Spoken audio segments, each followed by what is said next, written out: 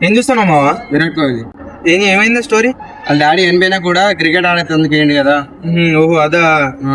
మీకు విరాట్ కోహ్లీ ఎవరో తెలిసే ఉంటుంది. అయితే విరాట్ కోహ్లీ వాళ్ళ నాన్నగారు చనిపోయిన తర్వాత కూడా మ్యాచ్ ఆడడానికి ఎందుకు వెళ్ళాడు and Virat Kohli Jersey number 18 గా ఎలా చేంజ్ అయిందో మీకు తెలుసా? అయితే ఈ వీడియోలో నేను అన్ని చెప్తా. అంతకంటే ముందు మన పేజ్ ని ఇప్పుడే ఫాలో చేసి పెట్టుకోండి. ఇలాంటి కంటెంట్ రోజు మీకు తీసుకొస్తా. అయితే టాపిక్ లోకి వెళ్తే అది 23 నవంబర్ 2006 ఈ రోజున విరాట్ కోహ్లీ రంజీ ట్రోఫీకి డెబ్యూ చేశాడు. అయితే రంజీ ట్రోఫీ మొత్తం తన పర్ఫార్మెన్స్ తో అందరిని అలరించాడు. అయితే ఒక రోజు మ్యాచ్ అయిపోయి రూమ్ కి వెళ్ళాక అతనికి ఒక కాల్ వచ్చింది. ఆ కాల్ లిఫ్ట్ చేశాడు. ఒక కొడుకు ఏ విషయం వినకూడదు అనుకుంటాడో ఆ విషయమే విన్నాడు. ఆ కాల్ లిఫ్ట్ చేసిన తర్వాత అవతల నుంచి ఒక అతను ఒకటే మాట అన్నాడు, మీ నాన్నగారు మరణించారు. ఆ మాట అయిన విరాట్ కోహ్లీ అసలు ఏం చేయాలో అర్థం కాక ఒకటేసారి స్టన్ అయిపోయాడు. చాలా అంటే చాలా కుమిలి ఏడ్చాడు. ఇదంతా కాదని చెప్పి వాళ్ళ కోచ్ కాల్ చేసి నేను రేపటి మ్యాచ్ ఆడబోతున్నా అని చెప్పాడు. ఇక్కడ మీ అందరికీ డౌట్ ఉండే ఉంటుంది, అసలు విరాట్ కోహ్లీ వాళ్ళ సొంత నాన్న చనిపోయిన తర్వాత కూడా మ్యాచ్ ఆడడానికి ఎలా వెళ్ళాడు? కాకపోతే మీకు తెలియాల్సిన విషయం ఏంటంటే విరాట్ కోహ్లీకి అసలు క్రికెటర్ అవ్వాలన్న కోరిక వచ్చింది వాళ్ళ నాన్న నుంచి. వాళ్ళ నాన్నగారికి చిన్నప్పటి నుంచి విరాట్ ని ఎలాగైనా క్రికెటర్ చేయాలనే కోరిక ఉండేది. ఆ కోరిక కోసం అన్న